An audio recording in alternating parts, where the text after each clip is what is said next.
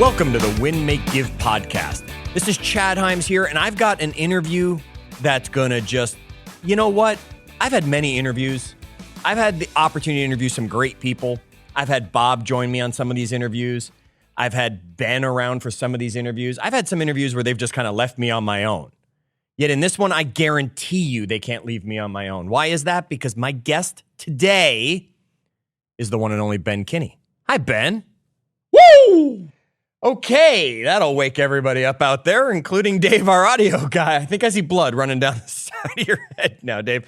Now, gang, Ben is here with me today, and yeah, is it an interview? Sure, it's an interview. Is it a conversation? Yeah, we've had many of these, and we're going to do it again. Yet, Ben said to me, what do you want to ask? What do you want to talk about? What do you want to go over today? And I said, Ben, here we go. I'm just going to turn on the mic, and I'm going to start asking you questions just like I was on an interview with someone else. And there was an episode, number 37. We did an episode on accountability, and we talked about a lot of other people being accountable. We talked about a baseball pitcher in a no-hitter or perfect game situation. We talked about a Navy SEAL and what he dealt with. We talked about Elon Musk and the accountability. Yet, I want to put you in the hot seat a little bit, Ben. I want to talk about accountability and Ben Kinney. So I want to see how you handle it. So Ben, before we even dive into this, define accountability however you would, not how the dictionary was. How would you do it? I think in one of the previous episodes, Chad, we said accountability is keeping your promises. Mm-hmm. And an accountable person, another word for them is just calling them a promise keeper. I've had lots of definitions of accountability in my life. One actually describes how you actually be accountable, and it's the lack of accounting means the lack of accountability. Right. Meaning if you don't track whatever you're supposed to be held accountable to, you can't actually be accountable. Mm. What are your numbers? What are your results? What are your goals? What are your priorities? Those sort of things tracked over time is what an accountable person does. If you want to be financially accountable in your life, track your money. You should know your bank balance. You should know how much debt you have. Mm-hmm. You should know how much income you bring in every month. Sounds to me like you're talking about my net worth. And your expenses. Right. Right. And your income. Yep. If you want to be accountable in money, you should know your numbers. What if you want to be accountable spouse? What would you want to do, Chad? Probably know number of dates that I'm having, special time that I'm spending, just time in general that I'm actually giving to my spouse. Yeah, what's important to Nita? What does she want? Right. What does she want to accomplish? What her goals are? Depending on her love languages. Yeah. Which we've talked about. Yeah. In business, there's some metrics. What are those? Sales, revenue, profit, growth. Customers. Everybody has numbers, right? But if you don't know your numbers, or even have any numbers picked out to track, you're not really being accountable. Ben, I noticed a category you missed in there. Was that health? Health, Chad? Ben. So what might we be accountable to and track in our health world? I'm actually pretty good at some of these. Yes, you are. One, your steps. What are you at for today, Chad? I don't track my steps. If you want to get into that conversation, I'm more than happy to explain why. No. I am at 6691 today so far because I take my meetings while walking. Yes. Your weight. Yep. Right? Not even, I think if you don't know if it's increasing or decreasing, how do you know how you're doing? Right. Right? So those are the types of things. What are you tracking right now? Let me just put you on the spot in front of the audience and all of that stuff. Right? Gang, I didn't tell Ben the questions I'm going to ask him. So what's something that you're tracking right now? You mentioned your numbers, your goals, your priorities. You mentioned money, health, relationships. What are some of those things Ben Kinney is tracking right now? Well, we're in weird and bizarre economic times right now. Yep. So I'm very focused on business and financials and that sort of stuff at the moment. So I'm tracking my net worth and how it's changing. Okay. I'm tracking my cash balance on a daily, weekly basis, just knowing what is our cash situation. Is it going up or going down?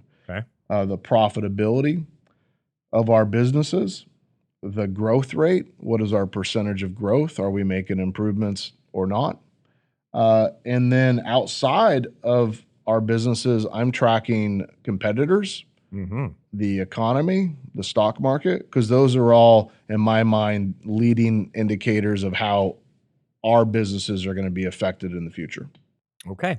So when you and I first started working together, it was one of the things I remember you said to me was you knew I was an accountable person, and that was why one of the reasons we want to get into business together. Do you think it's hard to find accountable people out there?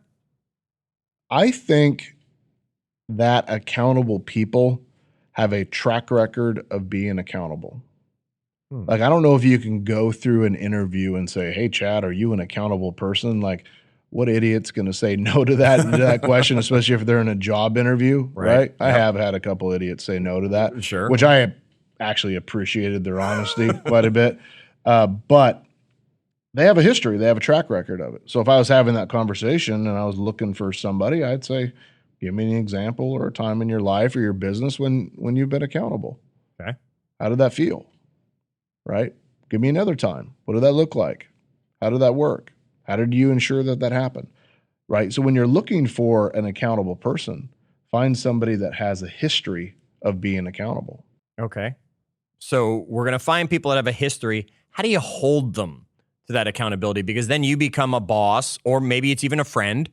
I mean, I know you've held people accountable just as friends, where you were having them send pictures of scales and things like that. And we've gone through all that accountability. How do you hold others accountable?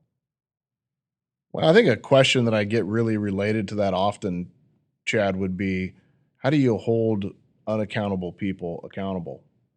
And let's answer that one first. I don't know if you can. Sure. One little quote that we have written down around here is that nobody's an amazing leader of marginal people. And I don't mean that they're bad people, but there's no amount of spreadsheets or tracking or reporting or dashboards or whatever that's going to motivate an unaccountable person to become accountable. I could be the general of an army that's going nowhere if they're all a bunch of unaccountable soldiers. Yeah, it'd be rough, wouldn't it? Sure. Yeah. Okay. Now, you can find ways to motivate people to be more accountable. And I think we're all motivated by different things. One might be, I'm motivated by not letting people down. Yes. So if I was trying to hold myself accountable, I would make a commitment to people I care about. Sure. It's hard for me to let people down. Sure. And you use that well on others, because I don't think you've ever stabbed Bob or I in the heart more by looking us in the eyes and saying, you know, you really let me down. It's probably the meanest thing that I'd ever say to anybody that works in my company is, I'm actually pretty disappointed in you right now, or you really let me down, or I think you're a little better than how you showed up today, or whatever that thing might be. Yep. Because I also know that the people that I work closest with, they care about that. Right. They don't want to let me down. Same reason I don't want to let them down. Well, what's another thing that can motivate people? Winning, especially if they're competitive. Yep. Right? You can take an unaccountable person and just whisper in their ear, say, you're doing great, but Chad's doing better. And they're going to go push because they don't want to lose. Right. There's lots of ways to get people to step up the level of their accountability, but I think you'd be much better served finding people that are accountable and creating a world where they just get to show up that way and reward them for showing up that way. Okay, so that brings me to a question right there. We've all heard that there's pain and pleasure, right? We've heard you run towards pleasure and you run from pain. How do you use that? I don't want to say against people, because you're not using it against people, but how do you use the pain and pleasure conversation as a motivational tool with the people you're holding accountable? Is this like a 50 Shades of Grey question? We can have that one on another episode. That's a different subject. You know, I think that it's good to sandwich those things. Sandwich is when you create both levels of accountability. Hey, Chad, what would you say if we were to go out there and set a goal and you were able to accomplish it if we did this once you did? We went to dinner, went to lunch, we took a vacation, I wrote you a check. Now, Chad, I'm paying you to succeed at a high level. If for some reason you don't, would you agree that we probably shouldn't continue to work together in the same role if you can't accomplish the priorities that we both agreed to do? Probably. So at the end of this, we're going to high five and talk about the win, and we're going to go out to dinner, because I think you're going to win, by the way. But if for some reason you can't get it together by then, will you just save me the time and energy and just just let me know that it's not going to work out and you can move on to your next opportunity. Ouch. I'm sandwiching. I don't think it's going to happen, by the way, Chad. I think you're going to win. Right. But if it doesn't and you don't show up the way you're telling me you're going to, do me a favor. I want you to resign. I don't want to ever call you and have to have an uncomfortable conversation. I remember a time, Ben, when I first came to work with you. Well, I guess it wasn't right away, but it was pretty quick into it. And a friend of ours, Jay, was coming to Bellingham to do a presentation. It was one of his first, actually. He was presenting about a book that he hadn't even finished writing yet. And he came up to Bellingham, and I remember you came to me because it was part of my role, and you said, the place holds 100 people, and the place better have 100 people. You said, I'm not having my friend Jay come all the way up to Bellingham to have him come up here and speak about this and do something special for me and not have the place full. And I had just gotten engaged, and your comment to me was, and here's the thing, if you don't fill the room with 100 people, I want you to go back to Nita and tell her that she has to give back the ring. And that I had to give it to you. And you can be sure there was no pleasure involved at that one. There was no sandwich at that time, Ben. It was just pain that you used in a very strategic way. You also were smart enough. You called a former boss of mine and asked that boss, how do I motivate Chad? And found out exactly where I don't want my money going to. Folks, there's nothing wrong with using pain. Just as Ben's saying, there should be the sandwich of the pleasure that goes along with it, is what you're saying. Absolutely. Okay. So, Ben, you're telling us we should find accountable people because, of course, that's going to be the easiest people to lead already. You're giving us the pain and pleasure. Yet let's get really specific. Not just you've given me this goal or you've said, hey, Chad, here's the prize waiting at the end, or here's the pain if you don't get to the end. How do you then go about holding others accountable? I mean, is it a daily thing? Is it an hourly thing? Is it a weekly thing? Does it depend on the person and you? How do you hold the people closest to you accountable to help your success get where it's going? I think some percentage of accountability is on us, not on our people. I don't know if it's 50% or 75%, but a lot of the responsibility of having an accountable organization is on the leader, not on the person. But I see a lot of leaders say, yeah, that person wasn't good. That person wasn't accountable. That person sucked. That person didn't get results. And I always sit back and say, well, what role did you have in that? Or better yet, what role did I have in that if it's in my company? We talk about the fiduciary duties of a leader. That is really an accountability conversation and creating an accountable organization. The first fiduciary duty of a leader in our mind is to clearly set the expectations and standards. Right. Somebody can't be accountable to something if they haven't clearly been told what winning looks like. Too often, leaders will drop down a list of 20 things that the people have to do. Right. And then they'll come back in a week and be frustrated that 2 of the 20 weren't done. But that leader didn't take the time to say, if you only got one thing done, what would it be? If you only got 2 things done, what would they be? If you could only do a quarter of these things, what would they be? If you only got half done, what would they be? It's up to us to clearly set the expectations, standards, and then prioritize them from number 1 to whatever that last number would be. Got it. Well, the second fiduciary duty of a leader is to hold that person accountable to inspect what we expect. So if we ask you to do something, we have to be willing to slow down and take the time to say, how'd it go today? How many calls did you make? How many emails did you send? How many appointments did you get? How many hires did you make? How many widgets did you sell? How much money did you bring in? How many setups did you collect? How many services did you provide? Whatever those things are. And if the number's less than you wanted, you need to be willing to take the time to say, we had thought that you were going to be getting 2 appointments a day. Tell me what happened. What's holding you back from that? What you might realize is it's actually the third fiduciary duty, which is we have to provide the training, coaching, and mentoring for somebody to be successful in their priorities. They might be going out and doing the activities, but not knowing exactly what to say. They might be saying the wrong thing. They might be saying it the wrong way or doing it the wrong way, and they're not getting the results. Right. So if you do all 3 of those things, you'll find that the people in your company will start showing up, appearing, and being accountable, as long as you hired the right type of people, the ones that care. Now, we go into that in a lot more depth all the way back in episode 5. So scroll way back, folks. If you haven't listened to episode 5, we really go into the fiduciary duties at that time. Now, let me get even more specific with that question, Ben. How do you hold others accountable? You gave me a great overview there, but I want the actual practical tools that you might be using. I remember when I was working with you and there were a group of leaders that every night you expected text messages that had certain numbers being reported from certain roles, things along those lines. How do you, and maybe you're not the one doing it anymore, yet there are still some in the organization you are. How do you hold those people accountable? What are you expecting from those people? Are you expecting a sit down once a week? Are you expecting nightly texts? Are you expecting just a monthly report? How are you doing it? A challenge in any organization in creating an accountable culture is the lack of data.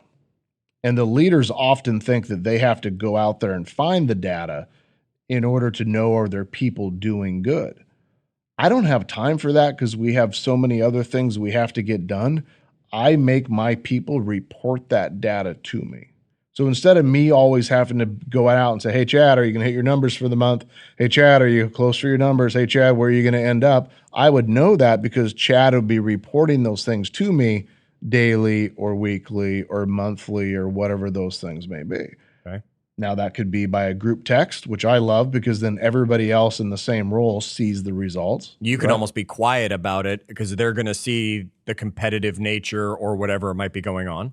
What's funny is you look at my text string right now, Chad, I got a BKCO brokerages text, which shows recruiting numbers, number of people added to those companies. I have a software text thread right here that's talking about our revenue for the month.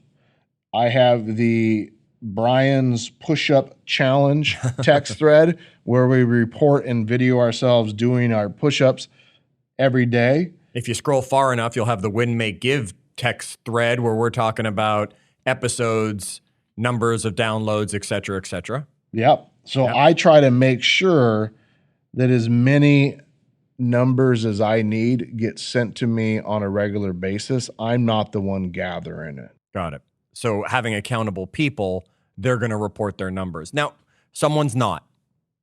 What do you do? How's that conversation come along when someone's not reporting the number you're expecting and you have to go that extra step? Well, if I knew that I set the standard and expectations, Chad, I need to make sure at the end of every day, you're going to report to me certain numbers. Let's agree on what those are and what format I would like those sent. I prefer if you texted it to me. It's the easiest for me to see. You can do it anytime from the moment you're done with work until midnight, but I expect to see it every day prior to midnight. Fair? Fair. It's going to include these different numbers here. If you think of something cool you'd like to add, I'm completely open to it, but this is the minimum amount of information that I need on a daily basis. Okay. Fair? Sure. Yeah. So I'm clearly stating what I want to see, how I want to see it, and when it has to be sent by. Okay. Now, some people will wait a week or two and be like, hey, Chad, for the last week, I haven't got any of your numbers. Right. I wouldn't do that. The moment I don't have those numbers by the next day, I'm typing into that chat box, hello, I thought we had an agreement. And if they apologize, I will say, no worries, but please don't do it again. Right? I'm not in a position where I'm going to babysit you on this. I need you to be accountable. Right. There's no lack of clarity on who has to report their numbers every single day in our world. Okay. And I have those tough conversations, not after a month, but the moment they don't come in a timely manner, we're addressing it. Does this create accountable people? I mean, have you taken someone who necessarily might not have been accountable or wasn't that great at being accountable to something, and just the simple message like this, have you actually created accountable people? I've coached many professionals that were struggling in business or finances or health or sales and help them work their way through it by simply asking them to report their numbers to me every day. Some people that aren't even in my companies, but simply ask for help. Would you do me a favor? I'm willing to help you, but you got to report those numbers every single day.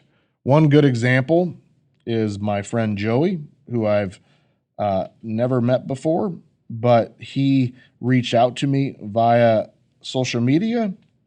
And careful, you're opening yourself up for other people. Last night was the 1135th day that he's reported every single day without missing one.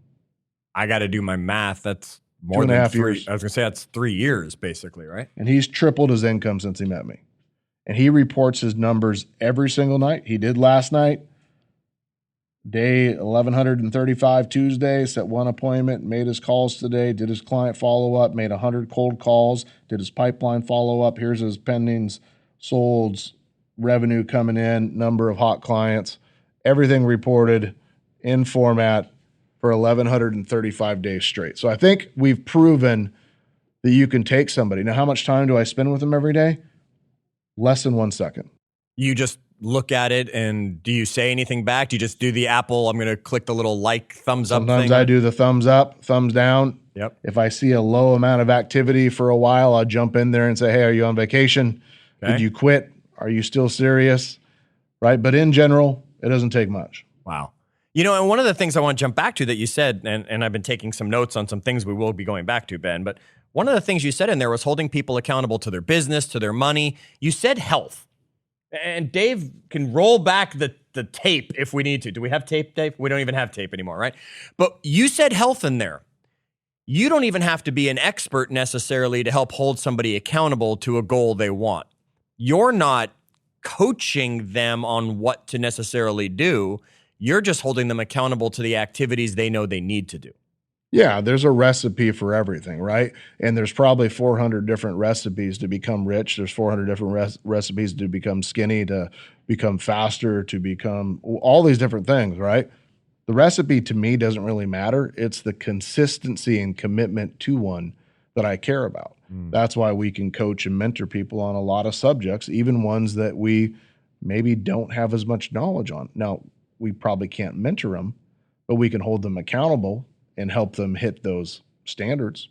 Sure. Okay. You mentioned an accountable culture. And I think that's a powerful, powerful type of culture to be creating at your business. Yet there is no way you can create a culture at your business that doesn't start top down. And that means you have to be accountable, Ben. So how do you hold yourself accountable?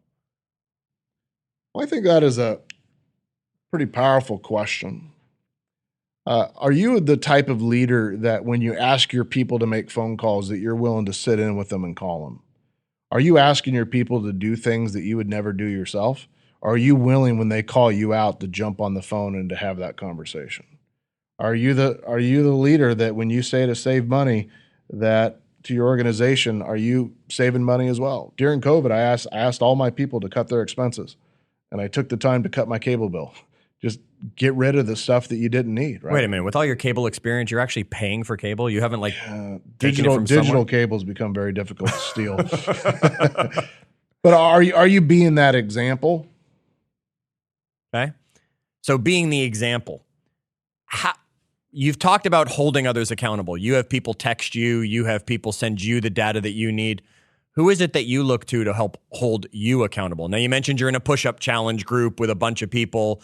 So there's this group of peers that you've got in that situation, but who else is holding you accountable to things to help you improve?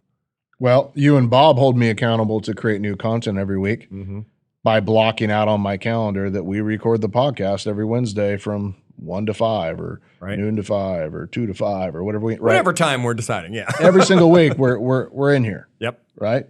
That's one way. I have a coach for my finances and my taxes. Talk to him twice a month, right? I have these different people in my life. I don't put anybody up on a pedestal to help me in all areas of life. I pick the best people for each one of the areas that I want to improve this year. So you've got different people holding you accountable in different areas, and they're not necessarily all ahead of you. They don't all have to be masters. Maybe the person holding you accountable on your taxes and your finances, yeah, that's probably someone who's pretty good at that stuff and handling it. Yet you've got Bob and I even holding you accountable to things. You've got peers holding you accountable to things. You've got other people. It doesn't always have to be someone above you in that situation is what you're saying. Yeah, we can show up as an accountable person at work, but it doesn't mean we're naturally an accountable person. Oh, talk more about that. Well, I mean, if I had ice cream in my fridge last night, I would have ate it. Nothing wrong with that. We did a whole episode on it, Ben. It's just the way it is. Because of that, I don't keep ice cream in my fridge because I know that when put in that situation, I'm not going to make the accountable choice. But at the grocery store, I can make the decision to not buy it. Right. At home at midnight or 11 when I'm hungry, I'm probably not going to make that decision. So you create a world and an environment where accountability is easier. Just like when you want to save money, go to your employer and have 10 or 20% of your paycheck get put into a bank account that you don't see or touch. Have it put into your retirement account. Have it put whatever. Just start taking money off the table so you don't see it, so you can't spend it. So there are a lot of ways that we could be even more accountable without having to be accountable in the moment when we want to make that purchase, or you're just tired and cranky and just want to grab some ice cream because it was there. You've been accountable in other situations to help you when you know that the tough choice has to be made. Yeah, when I want an ice cream and I want it bad enough, I got to get up, get dressed, right, grab my keys and go down to Edeline's Dairy and grab some ice cream. Well, we appreciate the whole getting up and getting dressed because, ice cream naked's okay too. I did live in the basement for a while where you might just drive to a Dairy Queen drive-through window and you weren't always fully dressed on all of that. But we won't get into that one either. So, all right, Ben, let's bring this to an end. What didn't we tell everybody out there that I should be asking you when it comes to accountability? What's that last thought you want to leave our audience with on the topic of being accountable, holding others accountable, and just accountability in general? I challenge you all to have a conversation this week with your organization, your employee, your company, or somebody you care about. And I want you to simply say, I want to talk about a word I listened to on the podcast. It's accountability, and it's being accountable. And I wanted to take a few minutes and tell you what that word means to me, and just have that conversation, and then ask them, what does you being accountable feel like to you? How are you going to show up in that way? And just listen, have the conversation, set those standards and expectations between you and a couple people. And I bet you'll be very surprised what you hear from those people when you start having those conversations in your company. Love it. All right. So, folks, we will continue to be accountable to all of you on creating this content and bringing you this information. And we're going to ask you to be accountable by remembering to share the podcast with others. Send them to winmakegive.com. We're going to ask you to be accountable by joining us in our Facebook group, facebook.com/group/winmakegive, because we love the conversation. And we would love to hear what it is you are holding yourself accountable to right now and how we here at Win Make Give can help. Until our next episode, remember, wash those hands, and as always, do good.